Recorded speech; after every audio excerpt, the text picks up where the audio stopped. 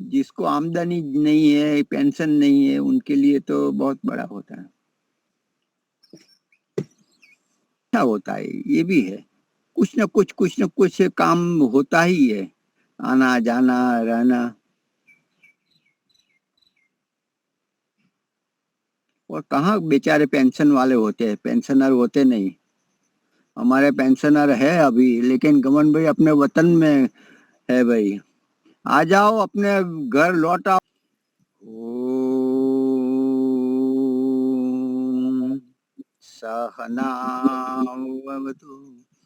सहनौ भुनक्तु सह वीर्यं कर्वावहै तेजस्विनावधीतमस्तु मा विद्विषावहै। ओम शांति शांति शांति। सबको सादर नमस्ते जी। वैदिक प्रज्ञा व्याख्यान माला में आप सभी का हार्दिक स्वागत है। हमारे साथ दीपालिका जी, शशांक जी, कमला जी जो भजन गाते हैं, गमनलाल वो भी आ गए हैं, नरेश जी, मुलजी भाई और भी आ रहे, तो सभी का हार्दिक स्वागत है। पहले कमला जी आप लीजिए भजन। हाँ जी, हाँ जी। ओम, सबको सादर नमस्ते। यही है प्रार्थना प्रभुवर, जीवन ये निराला हो। यही है प्रार्थना प्रभुवर, मेरा जीवन ये निराला हो। परोपकारी सदाचारी, वलंबी आयु वाला हो। परोपकारी सदाचारी, वलंबी आयु वाला हो। यही है प्रार्थना प्रभु जी, मेरा जीवन निराला हो। सरलता शीतलता शुद्धता, सरलता शीतलता शुचिता हो भूषण मेरे जीवन में। सच्चाई सादगी श्रद्धा को मन सांचे में ढाला हो। सच्चाई सादगी श्रद्धा को मन सांचे में ढाला हो। यही है प्रार्थना प्रभु जी, मेरा जीवन ये आला हो। मेरा वे दुक्त हो जीवन, वन में धर्म अनुरागी। मेरा भी वेदोत्र हो जीवन, बनू मैं धर्म अनुरागी। रहूं आज्ञा में वेदों की, ना हुक्मे वेद टाला हो। रहूं आज्ञा में वेदों की, ना हुक्मे वेद टाला हो। यही है प्रार्थना प्रभु जी, मेरा जीवन निराला हो। तेरी भक्ति में है भगवन, लगा दूं अपना मैं तन मन। तेरी भक्ति में है भगवन, लगा दूं अपना मैं तन मन।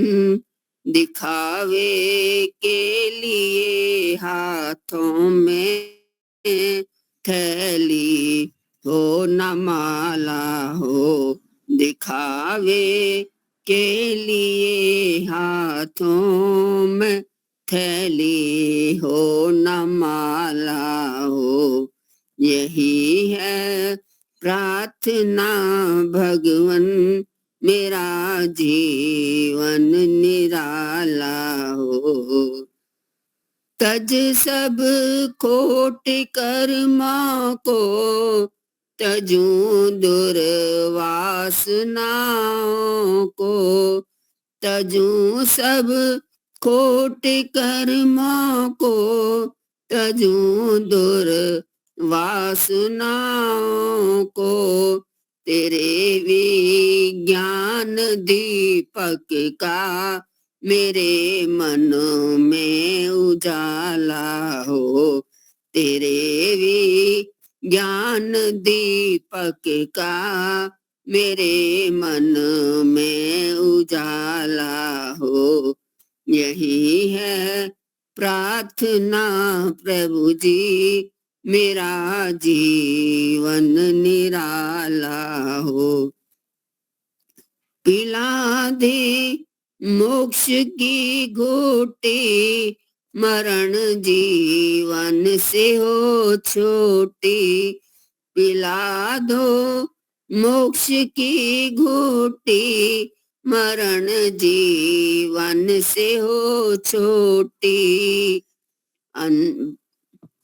विनय अंतिम से सेवक की अगर मंजूर वाला हो, विनय सेवक की है अंतिम अगर मंजूर वाला हो, यही है प्रार्थना प्रभु जी मेरा जीवन निराला हो। परोपकारी सदाचारी वह लंबी आयु वाला हो, परोपकारी सदाचारी वह लंबी आयु वाला हो, यही है प्रार्थना प्रभु जी मेरा जीवन निराला हो। धन्यवाद जी समय देने के लिए। बहुत सुंदर। परमात्मा का भी धन्यवाद। एक भजन मैं लेता हूँ।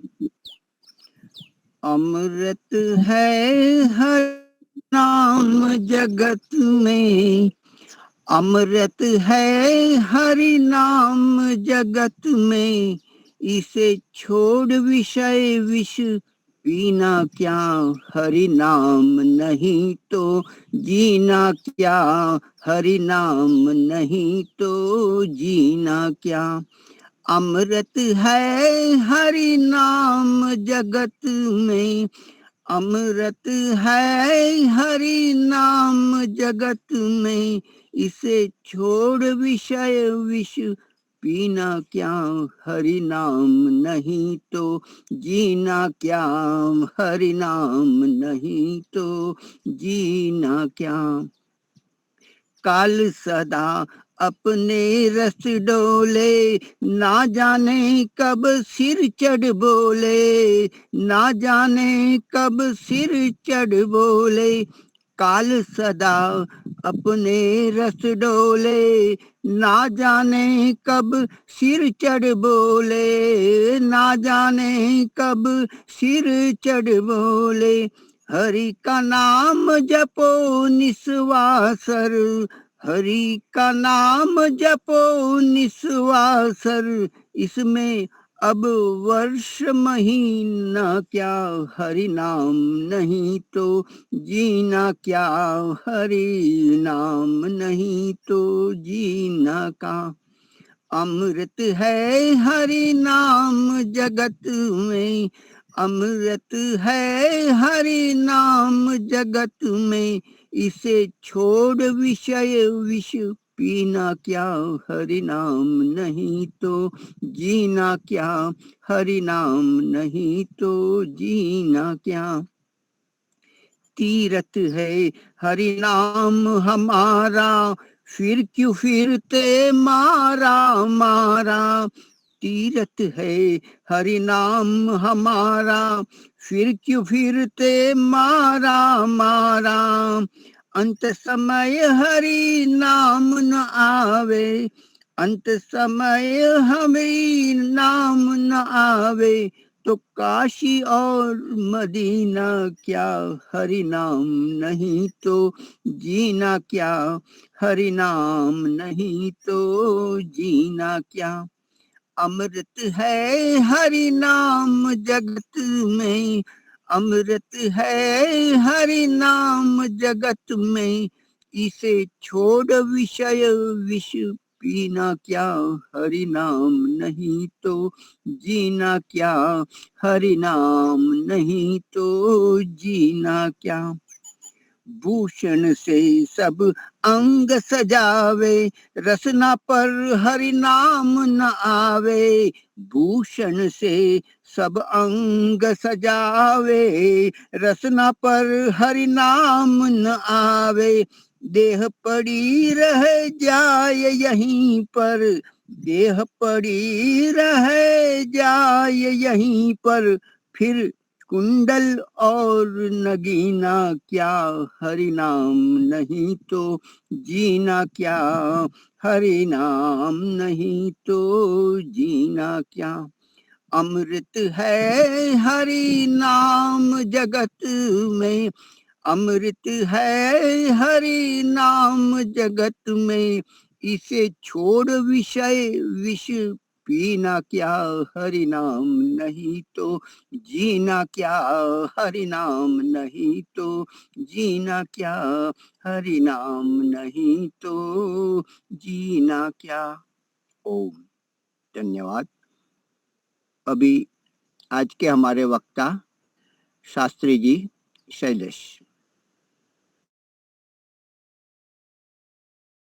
जी प्रारंभ।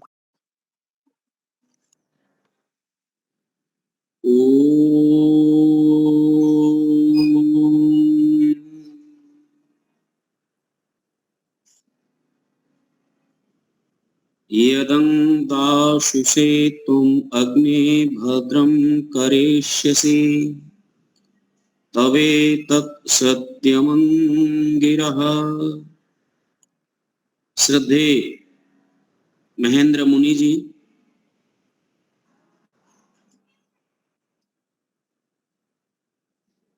पूजनीय वंदनीय माता योगेश्वरी जी, बहन दीपालिका जी,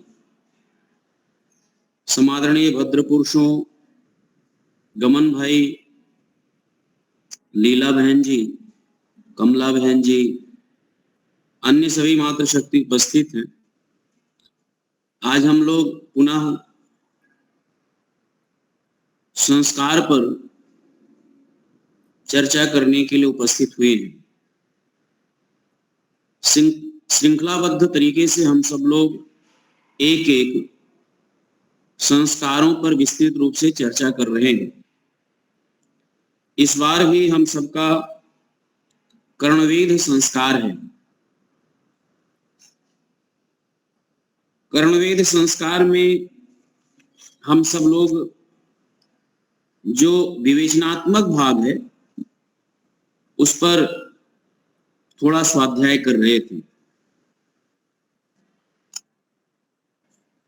आचार्य सत्यव्रत जी ने अपने संस्कार चंद्रिका नामक ग्रंथ में एक संस्मरण उद्धृत किया है।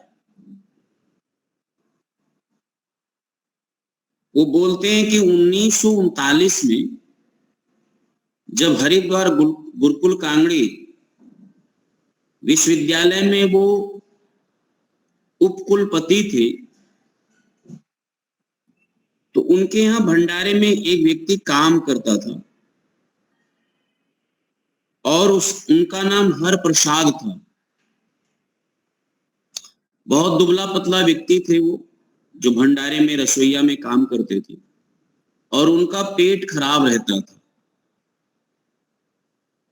औषधि आदि इलाज आदि जो उस समय उपलब्ध था वो कराए और उससे उनका पेट ठीक नहीं हुआ। तो विश्वविद्यालय के बगल में एक गांव है कोई, उस गांव में व्यक्ति पेट का इलाज कानों के नसों को दबा करके करते थे या भेद करके, छेद करके।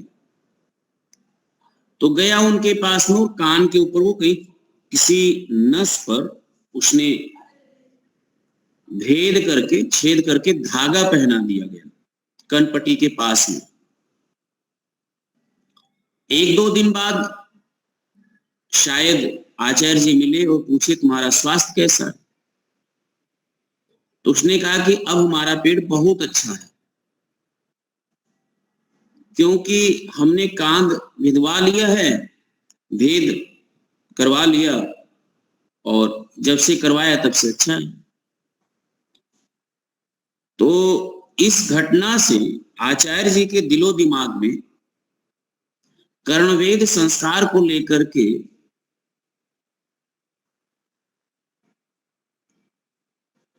बड़ा महत्वपूर्ण तथ्य सामने आया, और इसके महत्व को समझने के लिए, बताने के लिए उन्होंने चरक को उद्धृत किया और कहा कि जब कर्णवेद संस्कार आचार्य सुश्रुत कह रहे हैं, जो एक शल्य चिकित्सा के महान जनक हैं, शल्य चिकित्सा के जनक जो माने जा रहे हैं और भारत में वो सुश्रुत माने जाते हैं। सुश्रुत ने अपने ग्रंथ में, अष्टांग हृदय ग्रंथ है, वृहद ग्रंथ है, राजीव भाई दीक्षित ने उनके संस्मरण में एक बात कहा कि जितने प्रकार के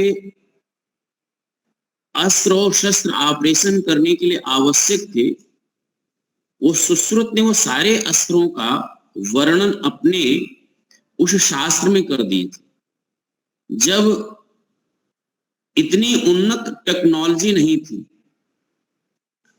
ऐसे शल्य चिकित्सा के महान जनक और नस नाड़ियों को समझने वाला व्यक्ति कर्णवेद संस्कार की बात कर रहे हैं, तो अवश्य ही वर्तमान बुद्धिजीवियों को, चिकित्सकों को और जो सुहृदय वैद्य हैं, हालांकि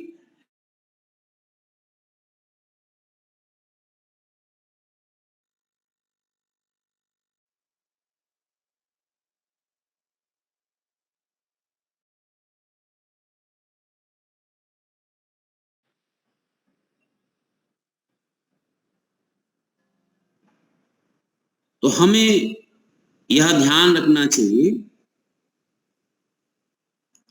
कि सुश्रुत का प्रमाण लेकर के आचार्य जी कह रहे हैं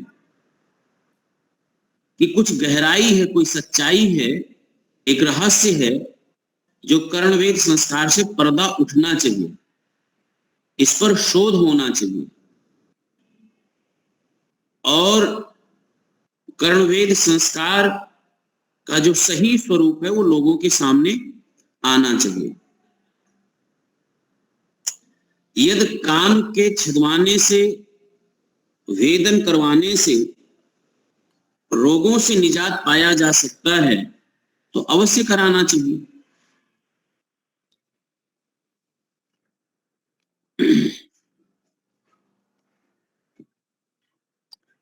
उन्होंने एक संस्मरण और लिखा है अपनी पुस्तक में कि दिल्ली में एक बाबा जी हैं जो कनॉट पैलेस में पुंज संस के ऑफिस के एक कमरे में आते हैं और टांग के निचले हिस्से की नसों को दबा करके पेट तथा दर्द आदि के अनेकों रोगों को दूर करते हैं। हमने उनके यहाँ रोगियों का जमघट देखा है।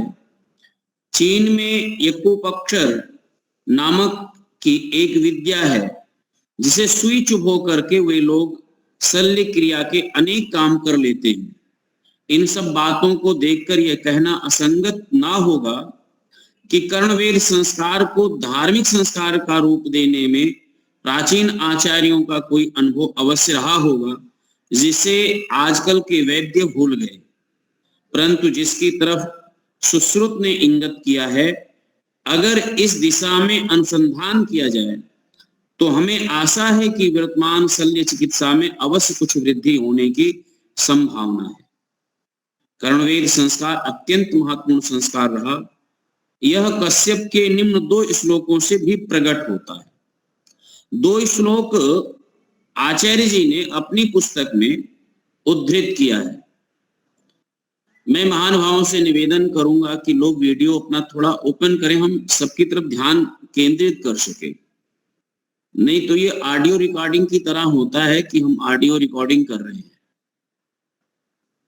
और हमें लगता है कि हमारे श्रोता सब सो रहे हैं।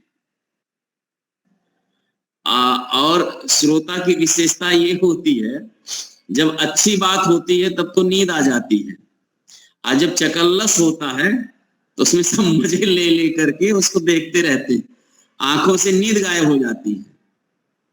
तो 2 धारा के वीडियो चलते हैं, 2 धारा की बातें होती है मोबाइल में।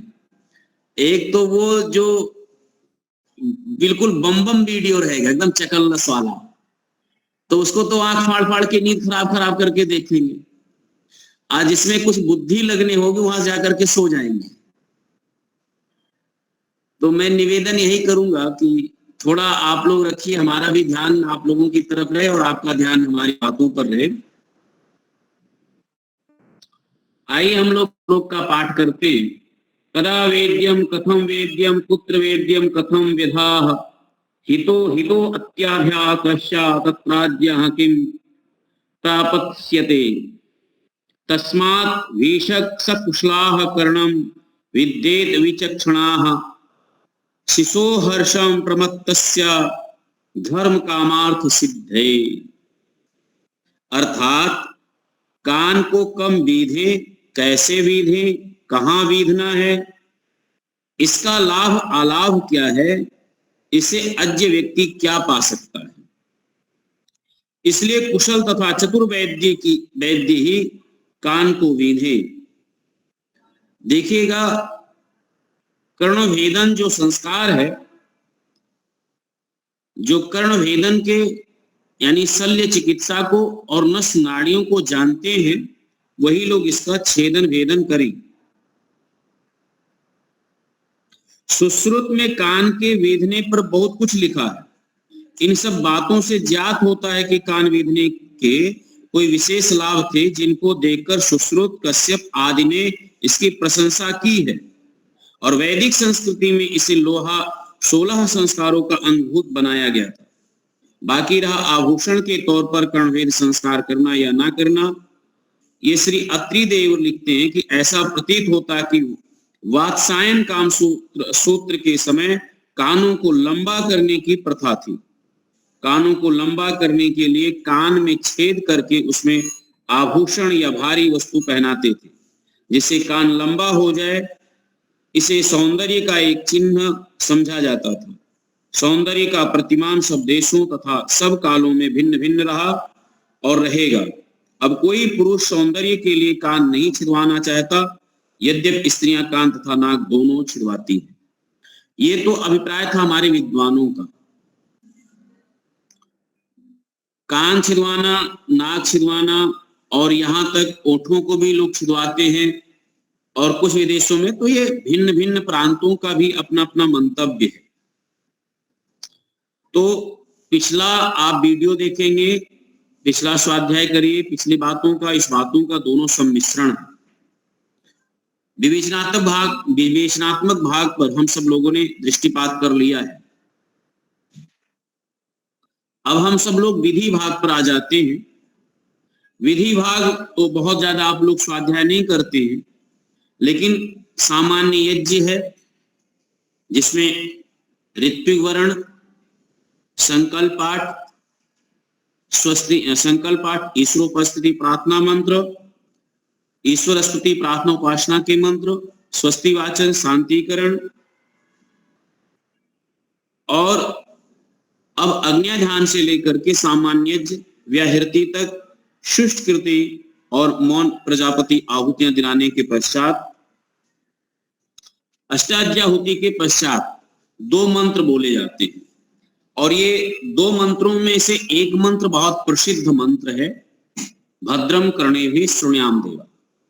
आज हम सब लोग इस दो मंत्र के साथ इसको संपन्न कर देंगे। तो इस मंत्र में जो संबोधन है वो देवाह करके एक शब्द आता है, भद्रम कर्णेभिः शृणुयाम देवा। अब आप सब लोग थोड़ा व्याकरण पढ़ते हैं, देवः देवो देवाह शब्द बनता है। तो जो ये देवाह शब्द है ये बहुवचनांत है। ये बहुवचनांत क्या है कि जो विद्वान लोग हमें उपदेश देते हैं, क्योंकि बहुवचनांत विद्वानों का ही होगा। अथवा ये संगति लगा दें कि शास्त्रों में जिसे जिसे देव कहा गया, माता पिता, आचार्य और अतिथि, और अतिथि में जिनकी संज्ञा है कि अतिथि किसे कहेंगे, तो जिनके आने से जीवन में प्रकाश होता है वो तो अतिथि कहलाते हैं। जो परिव्राजक सन्यासी होते हैं वो वास्तविक अतिथि हैं, और उनके आने से विचारों में शुद्धता आती है, शुभ विचार होते हैं। तो यहां पर जो देवः शब्द से संबोधित किया जा रहा है, ये बहुवचन होने से ये है कि हम ऐसे विद्वानों के उपदेश और वाणी से प्रेरित होकर के कर्णेभिः भद्रम शृणुयाम। अब वेद का उपदेश है कि हम क्या सुने, कितना सुने और किस लिए सुने। तीन प्रयोजन इंद्रियों पर सदैव हमें केंद्रित करना चाहिए। इंद्रियों से क्या करें, इन इंद्रियों से कितना करें, कितना कार्य लें और किस लिए कार्य लें।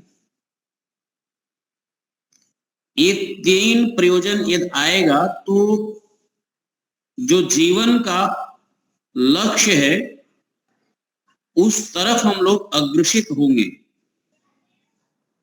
अग्रसारित होना है जीवन में, तो इंद्रियों का संचार हमें आना चाहिए। अपने इंद्रियों का संचार करना, संचालन करना जिसे कहेंगे। तो वेद में एक शब्द आया भद्रम। अब भद्रम शब्द को ऋषि ने जब विश्वानि देव सवितः दुरितानि पराशुवा यद भद्रम तन्न आशुवा, उससे पहले दो पद रखे हैं, दुरितानि। अब दुरितान को खोला है दुर्गुण, दुर्व्यसन और दुख। इन इंद्रियों से ऐसे कर्मों का संपादन कर रहे हैं जिससे आप दुरित पाल रहे हैं। अपने जीवन में कुछ दुरितों को पाल रखा है, कुछ दुर्व्यसन है। अब ये दोनों सूक्ष्म और स्थूल दोनों होते हैं, ध्यान दीजिए। सुनने के भी व्यसन होता है। हम जो सुनते हैं, आज सुनते सुनते कुछ ऐसे व्यसन पकड़ लिए हैं, और आजकल रील देखने का व्यसन सबको आ गया है, रील सुनने का व्यसन सबको आ गया है। ये सूक्ष्म है और हमें पता नहीं चलता, लेकिन सबसे ज्यादा हमारे मस्तिष्क कोई अस्थिर कर रहा है ना, अस्थिर, चंचल।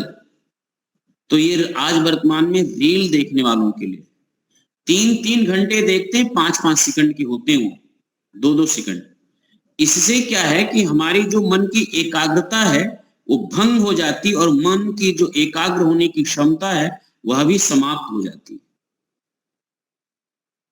तो ये जो दुरित है, दुरितों को हमने कितना पाल रखा है, ये आत्मनिरीक्षण में पकड़ में आता है।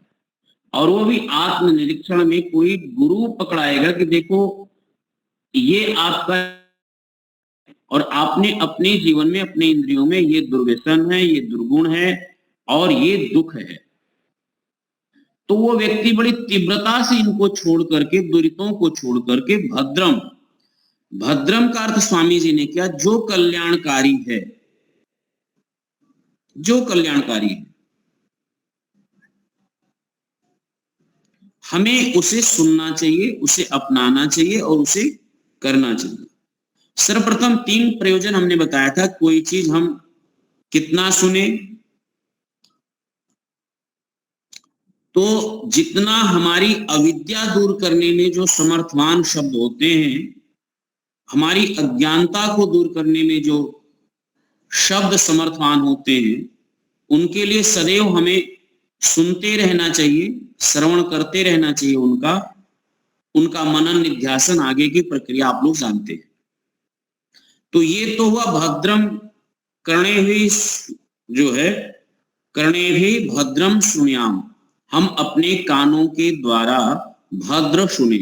अच्छा, यहां पर एक और बात देख लीजिए, कर्णेभ्याम नहीं कहा है, कर्णे भी कहा है। क्यों बहुवचन कहा गया है? इसकी संगति क्या हो सकती है?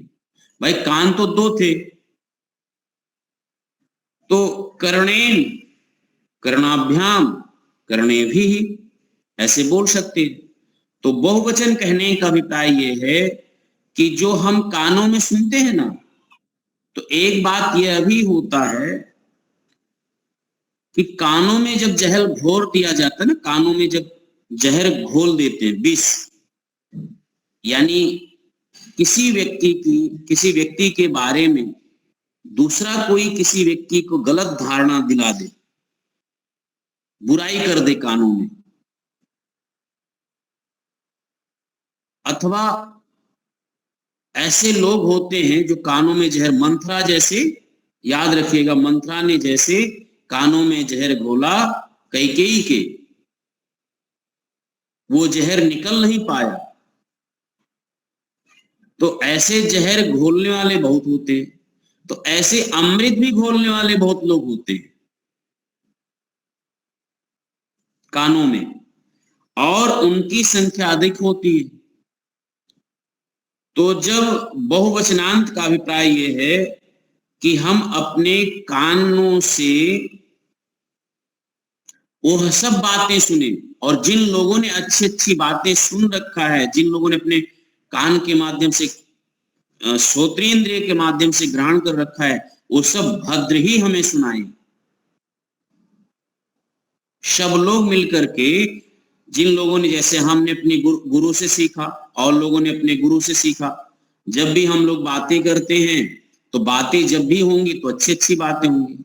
अभी हम मुनि जी के साथ लगभग 1 सप्ताह रह करके आए, हम लोगों ने जितने प्रसंगों पर बात किया उतना अच्छा ही संदर्भ बात करेंगे, और कभी नकारात्मक आएगा तो उसको पुरजोर विरोध करेंगे, असत्य आएगा उसका विरोध करेंगे, जो सत्य होगा स्वीकार करेंगे। तो इसी प्रकार से जिन लोगों ने अच्छे अच्छे संस्कार, अच्छी अच्छी भाषा, अच्छी अच्छी विद्या, अच्छे अच्छे विचार ग्रहण कर रखे, उन सबके माध्यम से हम सबको अच्छा सुनना चाहिए। यहाँ पर जो बहुवचनांत है शब्द, उसका ये अभिप्राय है। हम अनेक कानों से सुने, एक कानों से भद्र ना सुने, अनेक कानों के माध्यम से हम भद्र सुने, अनेक वाणियों के द्वारा हम अनेक प्रकार से भद्र बोले, अनेक आंखों के माध्यम से हम देखें, जैसे माता पिता की आंखों से देखा जाता है। आगे उपनयन संस्कार आएगा, उपनयन संस्कार में बोल दिया जाता है कि जब तक आप ब्रह्मचर्य आश्रम में रहेंगे तब तक आप अपनी आंखों से नहीं देखेंगे, आचार्य की आंखों से ही ये संसार दिखना है आपको, आचार्य की आंखों से।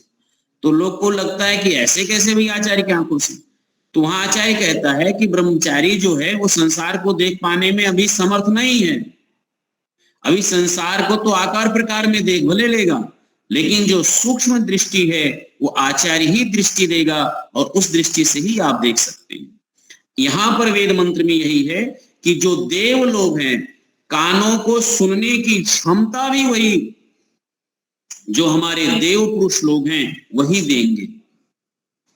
आज हमारे जीवन में ये देव लोग नहीं है, इसलिए किसी का कान जो है ना वो भद्र सुनने में समर्थ नहीं है, भद्र सुनने में समर्थ नहीं है। भद्र सुनने का समर्थमान योग्यता कान प्राप्त करे, इसके लिए हमारे जीवन में देवों का होना बहुत आवश्यक है। और वो कौन से देव? तो यहाँ पर आचार्य देव अर्थात कोई शुद्ध गुरु, एक ऐसा गुरु हो जो हमारे कानों को इस योग्य बना दे। जैसे आप देखिए, व्याकरण शास्त्र सुनना हो, महाभाष्य पढ़ना हो, तो हमारे कान महाभाष्य पढ़ते समय भाग जाएंगे, हम नहीं सुन सकते, नहीं पढ़ सकते। निरुक्त पढ़ना हो, नहीं पढ़ सकते। लेकिन जब एक गुरु के पल्ले हम बंध जाएं तो धीरे धीरे धीरे धीरे अष्टाध्यायी में प्रवेश कराएगा, अष्टाध्यायी पढ़ाएगा, धीरे धीरे धीरे धीरे करके आपके कान को इस योग्य बना देगा कि आप इन शास्त्रों को सुन सकते हैं, समझ सकते हैं, पढ़ सकते हैं और पढ़ा सकते हैं। ये गुरु में सामर्थ्यवान है कि आपको श्रोत्रिय इंद्रियों को इतना ऊंचा उठा देता है। तो इनको देव कहा है। हम देवों के संपर्क में आने से ही हमारी योग्यता बढ़ती है, हमारी इंद्रियों की योग्यता बढ़ती है और हम मोक्ष की तरफ चल पड़ते हैं। और इस मंत्र में जहां पर ये बात है ना कि आगे जो है देखिए, यजत्राह अक्षभिः भद्रम पश्येम। अब यहाँ एक पद आया है इस मंत्र में, यजत्रा। हमने अन्वय करके बोला है, अन्वय करके, मंत्र सीधा सीधा आप सबको याद ही है, तो अन्वय कर लेते हैं इसलिए ताकि सरलता हो जाए। तो यजत्रा, अब यज्ञ शब्द जो है, यज धातु जो है ना, वो 3 है, देव पूजा, संगतिकरण, दानेश्वर, 3 भाग का नाम है। तो यहां पर हम संगति अर्थ लेंगे, संगतिकरण, इंद्रियों से तद विषयों का संगतिकरण करने में यदि किसी जीवात्मा को कुशलता प्राप्त हो जाता है तो उसके जीवन से सभी सत्र यज्ञमय हो जाता है। यानी सब काल में वो यज्ञ ही कर रहा है। यदि वो सोता भी है तो उसके जीवन से यज्ञ हो रहा है, यदि वो खा रहा है तो उसके जीवन से यज्ञ हो रहा है, क्योंकि अपने इंद्रियों के साथ संगतिकरण जो है, उसको संगतिकरण की कुशलता प्राप्त हो गया, ऐसा मानिए। ये संगतिकरण, और संगतिकरण हमें नहीं आता है तब तक हमारे जीवन से सतत यज्ञ नहीं हो पाता।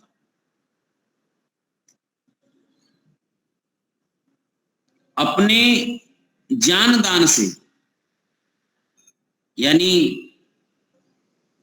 सर्वेषां दानानां ब्रह्म दानम विशिष्यते,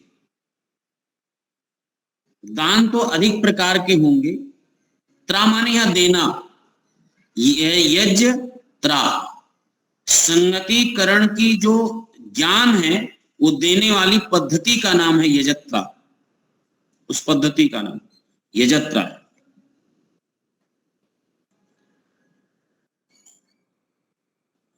तो संगतिकरण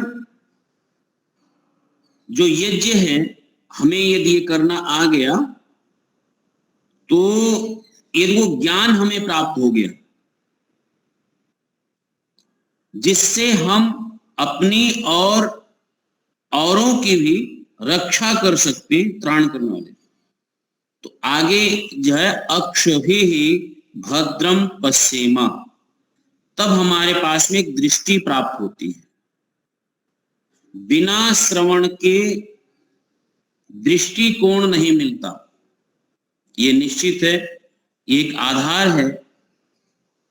तो हम ये एक समझें कि जब हम श्रवण करते हैं, यानी अपने आचार्यों से कुछ सीखते हैं, तब हमें दृष्टि के साथ दृष्टिकोण प्राप्त होता है। प्रत्येक व्यक्ति का दृष्टिकोण भिन्न भिन्न होता है। अब मेडिकल साइंस वालों का दृष्टिकोण, जो साइंटिस्ट हैं उनका दृष्टिकोण, जो कवि होते हैं उनके दृष्टिकोण, जो साहित्यकार होते हैं उनके दृष्टिकोण, जो पौराणिक विद्वान होते हैं उनके दृष्टिकोण, जो वैदिक विद्वान होते हैं उनके दृष्टिकोण, सबका दृष्टिकोण भिन्न भिन्न होता है। और जिनके संपर्क में आप रहेंगे वो सुना सुना करके आपको वैसा आपकी दृष्टिकोण बना देंगे, और दृष्टिकोण जैसा व्यक्ति का बन जाता है, संसार वैसा देखने लगता है। चोर को सब चोर ही नजर आता है। जिसके पास बैठ जाइए, पुलिस वालों के पास बैठ जाइए, वो वैसा दृष्टिकोण देगा। संसार में अपराध ही अपराध फैल रहे हैं।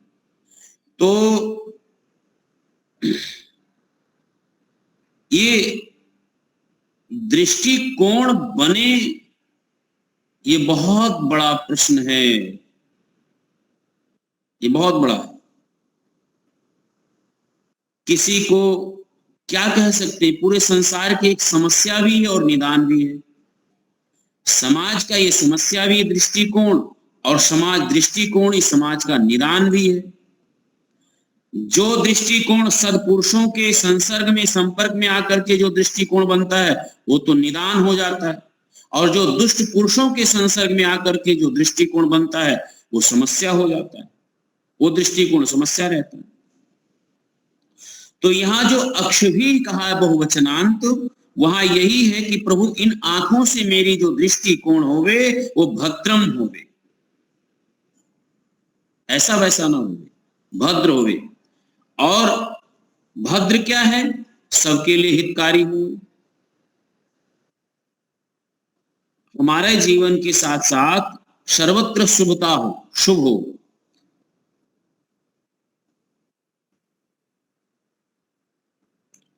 आप लोग जानते हैं और हम लोग भी जानते हैं कि मक्खियां दो होती हैं,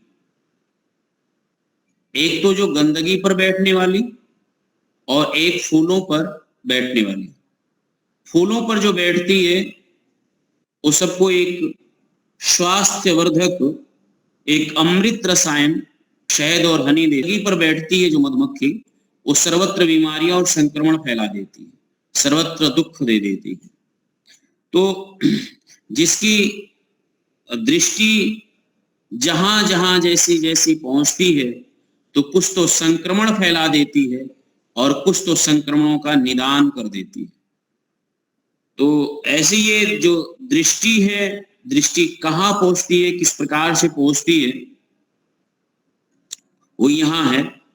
और इसी का रहा कि प्रभु स्थिरई अंगई तनुभि, 3 शब्द आया। स्थिरई अंगई, अंगई का विशेषण जो है वो स्थिरई है, स्थिरई, यह सब तृतीया है। इन अंगों से, और किस प्रकार के अंगों से? जो स्थिर हैं, दृढ़ हैं। तो सुदृढ़ अंगों के द्वारा और तनु भी, इस शरीर के द्वारा, यानी परमात्मा के द्वारा, यानी प्रभु आपके द्वारा जो ये शरीर मुझे प्राप्त है, ये जो मुझे अंग प्राप्त है, सुष्टुवासाह। सुष्टुवासाह का अर्थ यही है कि सदा प्रभु का स्मरण करते हुए, प्रभु की भक्ति करते हुए, उसकी उपासना करते हुए, और ये मैं मान लूं कि ज्ञान चक्षु से, अनुभव चक्षु से परमात्मा को हृदयस्थ करके, ईश्वर को हृदयस्थ करके, व्यशेमहि यत आयु, जो परमात्मा सर्वत्र व्याप्त है और हमारा उसका संबंध क्या है?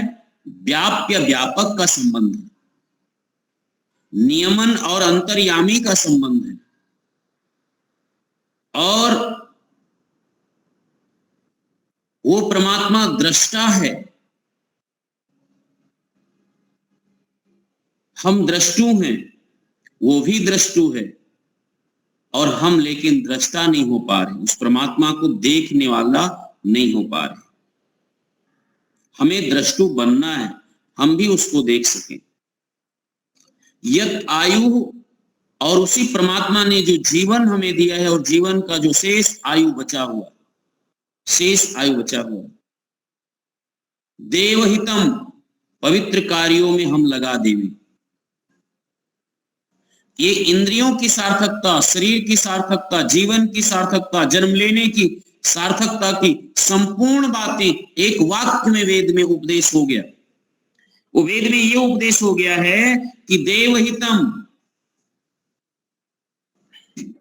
जो दिव्य कर्म है, दिव्य कर्म के संवर्धन में, दिव्य कर्मों को बढ़ाने में हम अपने जीवन को लगा देवे।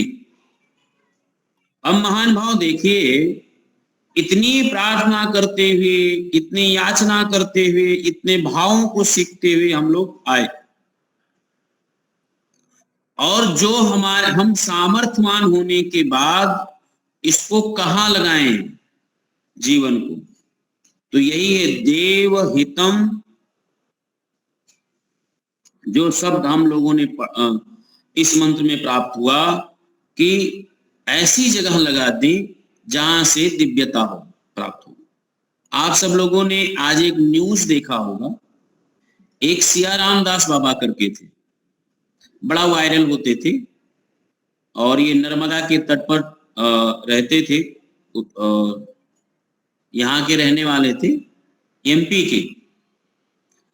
निवाण का नाम ऐसे कुछ है, निर्माण या निवाण ऐसे कुछ स्थान था, उस स्थान पर 110 साल के वो सन्यासी थे। उनका पूजा पद्धति उपासना तो पौराणिक था, लेकिन जब वो कुछ बताते थे तो कर्मों को प्रधानता देते थे कि कर्म ही जो कुछ है सो है, और पूर्व जन्म के संस्कार और इस जन्म के संस्कार से युक्त होकर के व्यक्ति अपना अपना काम करता है, ऐसा उनका कथन था। आज उनके उपदेश आ रहे थे, तो पूरे उपदेश का जो सार था, पढ़े लिखे जीवन में नहीं थे, वो साधना किए थे, रामचरितमानस का पाठ करते थे और हनुमान जी के भक्त थे। मैं कोई पौराणिकता की बात नहीं कह रहा हूं, लेकिन जो उनके द्वारा जो संदेश टीवी पर दिया गया, वो संदेश जो है वो सुनिएगा, वो पौराणिक, क्योंकि वो जीवन का सार कह रहे थे। और जो जीवन का सार बता रहे थे वो यही बता रहे थे कि जीवन में जो भी कुछ आप देख रहे हैं वो सब कर्मों की देन है। तो उन्होंने कहा दुनिया में बड़ा दुख है, बड़ा अपराध है। एक पत्रकार ने पूछा था उनसे, तो उसका उत्तर उन्होंने कहा देखो जी, ये रामचरितमानस में रावण की भी बात है और राम की भी बात है, सुग्रीव की भी बात है, कैकेयी की बात है, कौशल्या की भी बात है, सबकी बात है। अपने संस्कार के अनुसार सब लोग यहां से उठा लेते हैं बातों को, और संस्कार के अनुसार उठा करके लोग अपना अपना जीवन चलाते हैं, लेकिन उनको ये नहीं पता है कि इसका परिणाम क्या होगा। तो उनकी बात मुझे आज ही उनका शायद परलोक गमन हुआ है, और हम देखते थे कि पौराणिक संत भी जो है वो वास्तविकता और सत्य के धरातल पर होकर के और इस प्रकार के लोगों को कर्म पुरुषार्थी बनने का उपदेश दे रहे हैं। ये अच्छी बात रही है उनकी। आज उनकी बात यही हमें भी याद आ गया कि लोग अपने संस्कारों से होकर के इस समय संस्कार को बढ़ाते हैं, लेकिन हमें अपने किस संस्कार को जगाना चाहिए और किस प्रकार से संस्कार से जुड़ना चाहिए, किस प्रकार के कर्मों का संपादन करना चाहिए जिससे यह जीवन सार्थक बने। इस वेद मंत्र में ये उपदेश आया कि देव हितम, उसी परमात्मा की उपासना करते हुए हमें अपने कर्तव्य को पूर्ण करना चाहिए। ये इस मंत्र का भाव है। तो हमें यहाँ जो प्राप्त होता है, जो सारांश इस मंत्र का, वो ये है कि देवों से प्रेरणा प्राप्त करके हमें कानों से जो भद्र सुने, आंखों से जो भद्र देखें तथा स्थिर अंगों वाले शरीर से प्रभु का स्मरण करते हुए देव उपासना योग्य बने हम, यानी हमारा शरीर, हमारा जीवन ईश्वर की उपासना करने योग्य बन सके, हम उसकी भक्ति और योगाभ्यास कर सके, उसको प्राप्त कर सके, मोक्ष के मार्ग पर चल सके। यह सब संस्कारों का भी यही उपदेश है, ये आध्यात्मिक मार्ग पर। इसी से संबंधित इस मंत्र का विनियोग कर्णवेदन संस्कार में किया, और मंत्र का अर्थ जो था वो 24 अध्याय का सो आप उनके सामने रखा। दूसरा मंत्र भी यही है, यह भी कान से संबंधित है। ये दो मंत्रों का ही चयन यहाँ पर योग्य समझ करके विनियोग किया है ऋषियों ने। मंत्र हम आप लोगों के सामने पढ़ते हैं।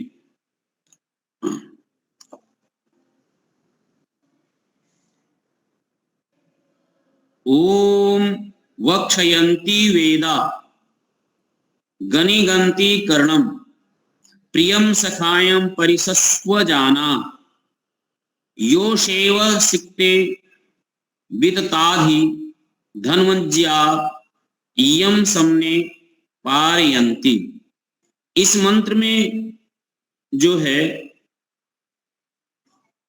वो रूपक है, और रूपक दो प्रकार से बोला गया कि जब योद्धा धनुहे की प्रत्यंचा को चढ़ा करके और कान के सामने लाता खींच करके ऐसे, तो वो डोरी से प्रेरणा लेता, और डोरी से ये प्रेरणा लेता कि आगे जो लक्ष्य है हमें वो बीधना है, लक्ष्य प्राप्त करना।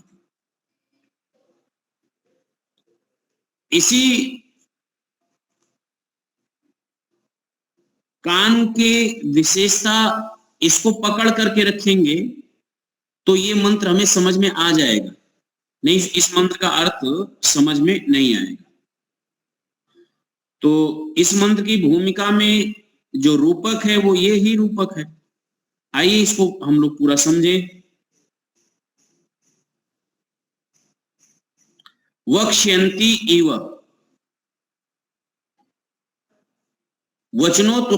वचनोत्सुका, यानी बोलने की कुछ इच्छुक यानी उत्सुक हुआ, वो जो प्रत्यंचा है, जो डोरी है, निश्चय से कर्णम, धनुष के कर्णमूल के पास आकर के, आग्निगंति, यह प्रत्यंचा प्रियम सखायम, उसी प्रकार से जैसे अपनी प्रिय सखा को कोई बात सुना रहा हो, प्रिय सखा को कोई बात सुना रहा हो, प्रियम सखायम परिसस्व जाना, जैसे अपने प्रिय को कोई आलिंगन करता है और आलिंगन करके कुछ कानों में प्रेम भरी बातें सुना देवे, और जब प्रेम भरी बातें सुन करके आत्मा को जो संतुष्टि तृप्ति मिलती है, परिसस्व जाना, तो अधिधनवन, उसी प्रकार से धनुष पर चढ़ा हुआ वो बाण वितता फैली हुई, यह जो योषा इव, गुणों के सम्मिश्रण व दोषों से असम्मिश्रण करने वाली स्त्री, सिंगते, अव्यक्त शब्द करती है, यानी कोई ऐसा शब्द बोलती है कानों में, यह धनुष की डोरी सामने संग्राम में पारयंती, विजय को प्राप्त कराती। तो यहां दो अर्थ है, एक तो बाहरी अर्थ जो प्रत्यंचा चढ़ा करके और विजय दिलाती है, और दूसरा कोई प्रेम भरा यानी बात को सुना करके और आत्मा तक वो ज्ञान पहुंचा करके और अज्ञानता को दूर करता है। तो कान जो कर्ण इंद्रिय है, उस कर्ण इंद्रिय को उस धनुहा मान लिया, और मन को डोरी मान लिया, और आत्मा को चढ़ाने वाला प्रत्यंचा मान लिया। इसी प्रकार से कान के माध्यम से बाण चढ़ा करके और आत्मा तक पहुंचाने वाला, विस्तार करने वाला। तो इसका भावार्थ यही हुआ कि धनुष में ज्या का जो, यानी धनुष में डोरी का जो महत्व है, वही जीवन में वाणी का महत्व है। इसी से आत्मा रूप शरीर प्रेरित होता है। प्रभु की वाणी हम आत्माओं को प्रेरणा दे रही है। हम स्वयं भी वाणी द्वारा आत्मा को आत्म प्रेरणा प्राप्त करके अपने आगे के मार्ग को प्रशस्त करें। इस मंत्र का भी यही भाव है। तो ये दोनों मंत्र क्या है? दोनों मंत्र हमें सभी इंद्रियों में, जैसे आंख जो है और कर्ण क्या है और वाणी प्रशस्त कब होती है? तो वाणी प्रशस्त होती है कर्ण इंद्रिय के बाद, श्रवण इंद्रिय के बाद। जैसा हम सुनते हैं वैसी हमारी अभिव्यक्ति होती है। जैसी भाषा हम सुनते हैं उस भाषा में बोलने में हम समर्थवान हो जाते हैं। तो भाषा के साथ जिस पवित्र भाषा को हम पढ़ते हैं उसी प्रकार से उसी पवित्र भाषा को बोलने में हम समर्थवान हो जाते हैं।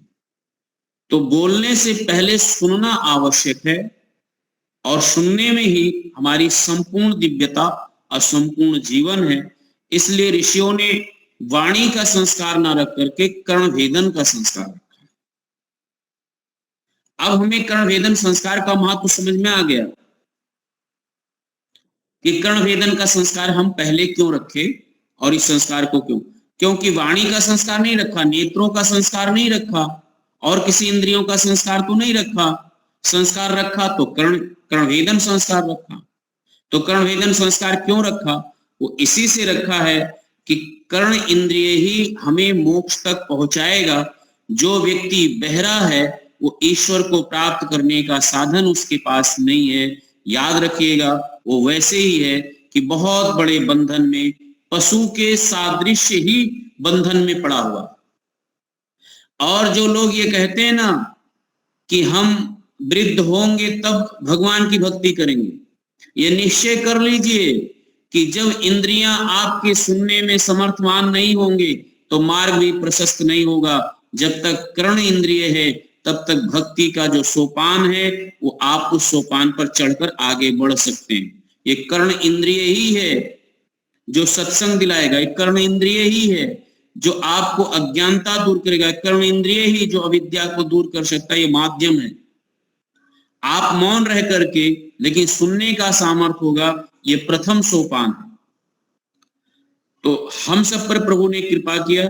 ऋषि महर्षियों ने कर्णभेदन संस्कार को समझाया और जीवन में प्रशस्त होने का ये 2 मंत्रों का विनियोग। समय पूरा हो गया। अगला जो संस्कार है वो हम सबका उपनयन संस्कार है। तो उपनयन संस्कार हम अगली बार लेंगे और उपनयन संस्कार से अपनी बात को प्रारंभ करेंगे। उपनयन संस्कार और विद्यारंभ संस्कार, ये 2 संस्कार महत्वपूर्ण संस्कार हैं और इस लोगों को होता भी है। हम लोग इसकी मान्यता भी देते हैं। अपनी संस्कृति से, अपनी सभ्यता से और अपनी प्राचीन परंपरा से ये 2 संस्कार जुड़े हुए हैं। तो अगली कक्षा में और आप सब लोग संख्या बढ़ाइए, संपर्क करिए।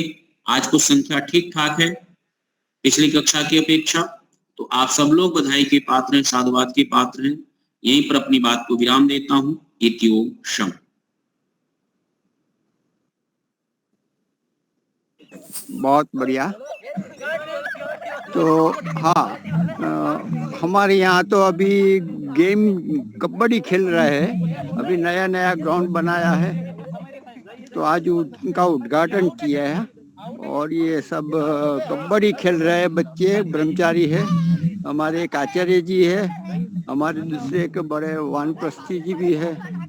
कबड्डी खेल रहे हैं। भूमि पर खेलना हम भूल गए हैं, तो अच्छा है। चलो ठीक है। तो आप इलाहाबाद के हमारे भाई साहब शंकर जी आप कराइए जय घोष, शांति पाठ के बाद। शांति पाठ हो जय घोष है। आवाज जा रही है मुनि जी? हाँ जी। हेलो, आवाज जा रही है? हाँ जी, हाँ जी। अच्छा, शांति पाठ पहले करेंगे।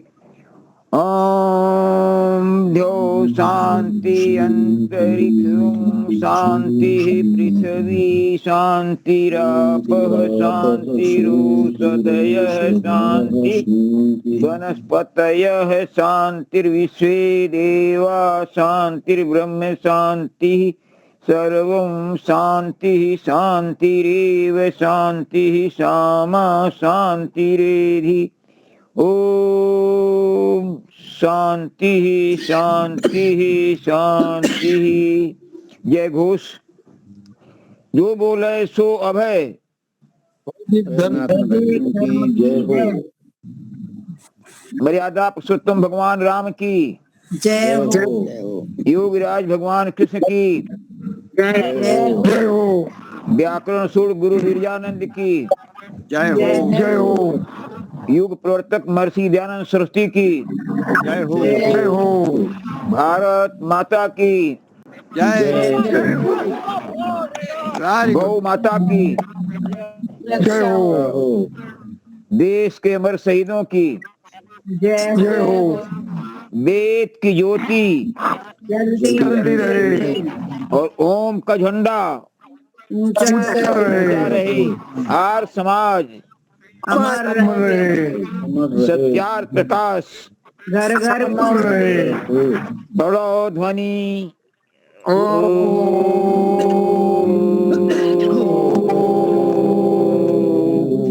वैदिक अभिवादन सबको सादर नमस्ते। नमो नमः। मिलते हैं। जी और साथ नमस्ते।